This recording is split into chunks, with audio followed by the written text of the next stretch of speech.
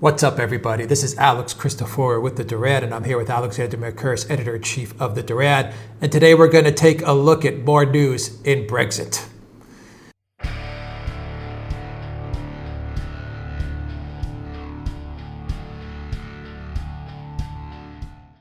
All right, Alexander, Theresa May has survived the no confidence vote. And I guess the only question I have for you is what's next? We threw out some scenarios on our video yesterday on a parliamentary coup, on what can happen with Jeremy Corbyn, on a no-deal Brexit, on the EU's reaction. So what's going on now that we know that Theresa May will remain as Prime Minister for the time being? Right. I think before we say anything about that, can I just point out how utterly bizarre this situation has now become? I mean, a month ago, 117 Tory MPs, Conservative MPs, those are MPs of Theresa May's own party, voted against her in an internal vote of no confidence because they didn't think she was fit to be the Conservative Party's leader. Yesterday, those same Conservative MPs voted down her flagship Brexit policy. Now, those same people are saying that this person, Theresa May, whose policy they have rejected and who they have no confidence to lead the Conservative Party, has their confidence to remain Britain's Prime Minister and to continue to lead the country and to continue to negotiate, presumably, Brexit with the European Union. I mean, it's very difficult to understand this, but we are where we are. So I think what's going to happen now is that over the course of the day, in order to rally her support, Theresa May appeared at one point to rule out extending Article 50. She seemed at some points to row back on that, but generally I think that is her position. She also seemed to rule out the option that the Labour Party has proposed of Britain staying permanently in the customs union and the European single market. That's what some people call Norway Plus. She then offered negotiations with Corbyn and the other party leaders in the British House of Commons to see whether they can agree a way forward. But at the same time, she refused to rule out a no-deal Brexit. So it seems that because of that, those negotiations will not now take place, the negotiations between the party leaders. So it seems to me that we are back where we were before all of this. It seems that the best that Theresa May is able to come up with is the same plan, which was overwhelmingly rejected yesterday, and she's not really prepared to consider anything else, and she's not prepared to move forward with anything else. So it seems to me that we've had a whole succession of votes, which in the end have left us exactly where we were when we started. Well, what does that mean? I mean, practically speaking, what does that mean? Are we going to have negotiations? Yeah. Is Corbyn going to come together with May and work out some sort of agreement? What does that mean? We're right back where we started, or does this mean we're just going to float? We're just going to float towards a new deal. I think that is exactly what's happening. I think the practical result of all of this is that we are floating now towards a no-deal Brexit. Because, as I said, with Theresa May unwilling to move away from the position she's taken, and with Corbyn and the other opposition parties unwilling to move either, and I think it's important to say that I think they would have major problems internally if they did move. It's very difficult to see how any kind of agreement can be reached, and the absence of such agreement, so long as Theresa May remains Prime Minister, we're going to move slowly and inexorably towards a no-deal Brexit, which it is important to stress is now just 71 days away. Now, I think there's going to be one thing. Jeremy Corbyn has made very clear that he's prepared to go for a no-confidence vote again over the next 71 days, we will see whether the Conservative Party holds together behind Theresa May as no deal gets closer. It's possible that as no deal gets closer, that the Conservative unity could crack, and we could see some kind of moves towards the kind of parliamentary coup that we were talking about yesterday. In other words, a move by pro-European centrist MPs on both the Conservative and Labour parties to sideline their leaders, create some kind of government of national unity, and basically presumably go for a second referendum with the ultimate objective of cancelling Brexit entirely. What would trigger that, though? I mean, you said that, Theresa May could possibly lose her support among her own MPs, and then they would align with the Labour MPs, at least the Labour MPs that remain, and they would create this coup process in order to create this unified government that will cancel out Brexit. But what would May have to do to practically trigger that dissent from within her own party? It's difficult to know for sure because, as I said, it's very difficult to see what can change between now and the 29th of March, which hasn't, happened already. But I suppose as the 29th of March approaches, as Theresa May's deal remains unacceptable, and as it becomes clear that no deal Brexit is coming over the horizon, I think that might eventually provoke a mutiny within the party, the Conservative Party. But I mean, it's not a foregone conclusion, and we will have to wait and see.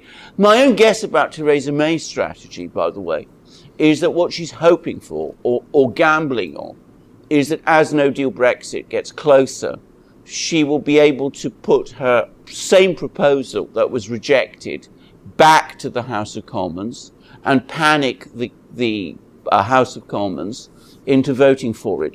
I have to say, I think that's a very forlorn hope indeed. I think if she were to do that, there would be a huge crisis, and I think it would be voted down again. Why doesn't May, why don't MPs, Conservative MPs, why doesn't Corbyn, why don't all of them just do one simple thing? Prepare for a no-deal Brexit, and by doing that, prepare the UK to deal with other countries, to create other trade deals, to start laying the foundation from now until March 29th and onwards from the viewpoint that the UK will have a no-deal Brexit, so they can start from today, from tomorrow, to create the dynamics for the UK to operate in a world outside of the European Union. Alex, you have put a completely logical and sensible question. And screw the EU. The EU, screw the negotiation. Don't go to Brussels. Forget about it. Just go UK and just operate as if you're already out of the EU. Your point is absolutely right. That is exactly what they should be doing. That is, in fact, their duty to do. The trouble is that they're not doing it, because they've got themselves lost in all these incredibly complicated games, and because there is a majority in the House of Commons, which, let's be frank about it, doesn't want to see Britain leave the EU at all. And they're prepared to take this right up to the wire, rather than sort of commit to a no-deal Brexit, which from their point of view would be an admission of defeat. By doing so, in my opinion, they're putting the country's economic future, at least in the immediate or short term, in great jeopardy. I think that is exactly what they should be doing. There is no realistic possibility of negotiating a second Brexit agreement now within the time available. It's all very well saying that the European Union might agree to extend Article 50, but why should it, when it's not clear what it's going to be negotiating about? As for Britain, it needs to be said that there is an actual act of Parliament, legislation, which says that Britain leaves on the 29th of March. Presumably, that would have to be changed. And that would mean that there would have to be more legislation, more debates in the House of Commons to change that date. The obvious and logical thing to do is to accept what is the logical reality that on the 29th of March, Britain is leaving the European Union without a deal, Theresa May's deal having been overwhelmingly rejected, and maybe deal with the problems that creates now, and then once that's out of the way, look at any way forward, either deals with other countries or deals with the EU itself.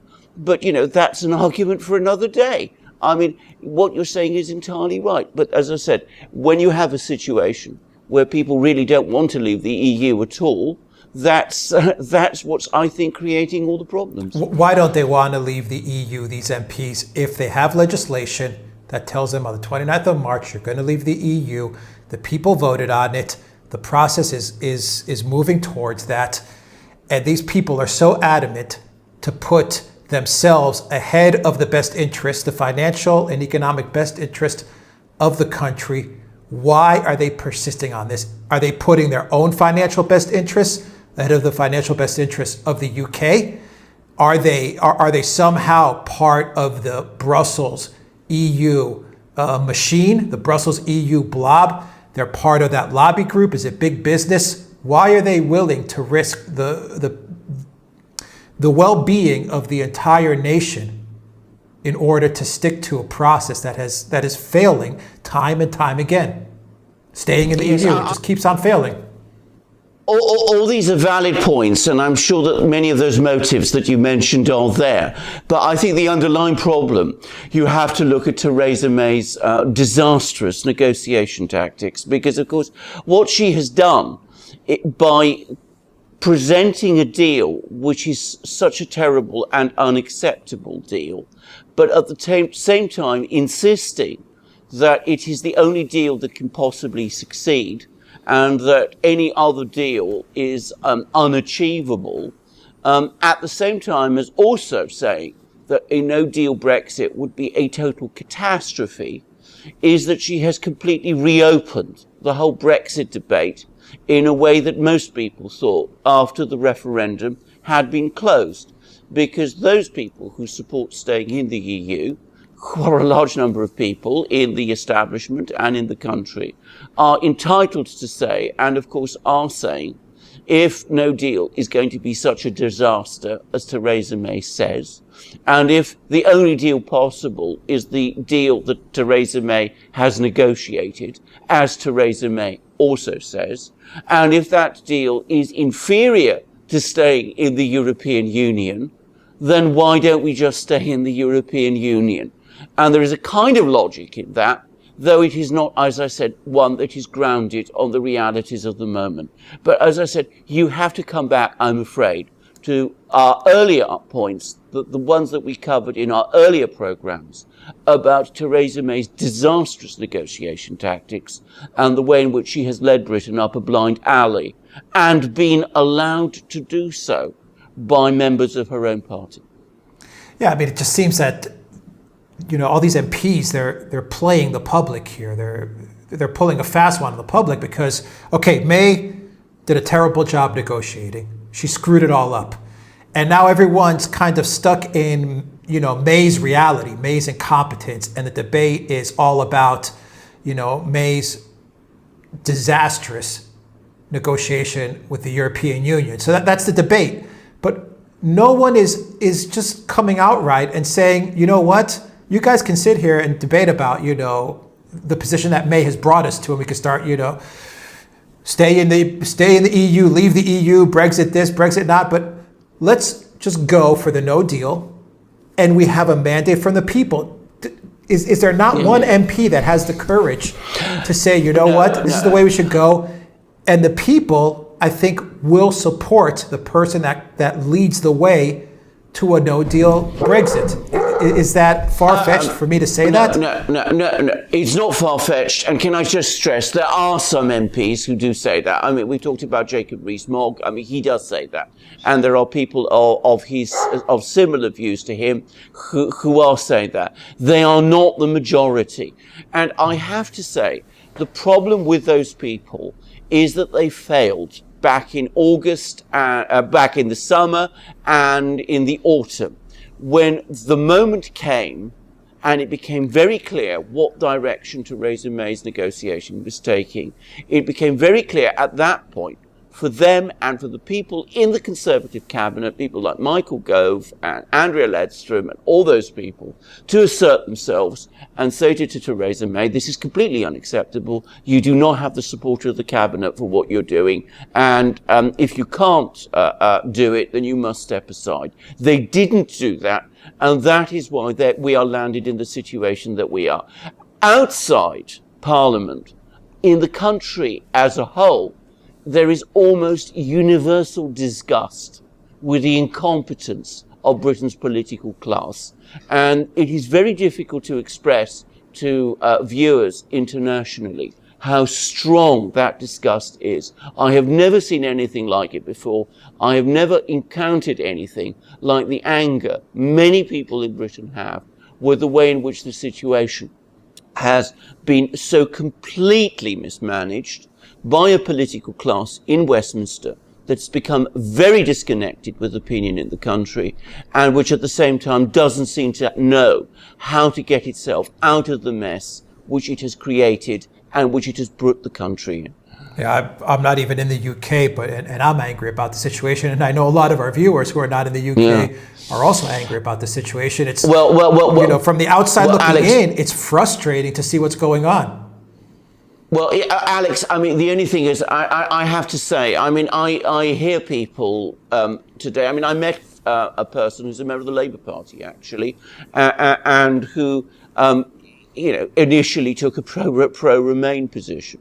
And he's absolutely furious by the way things are. You only have to go to the letter columns of the newspapers, to the threads on articles, but also, to get a sense of how angry and upset people are about a situation in which the country has not only been disastrously led, but also disastrously led in a way that is profoundly humiliating.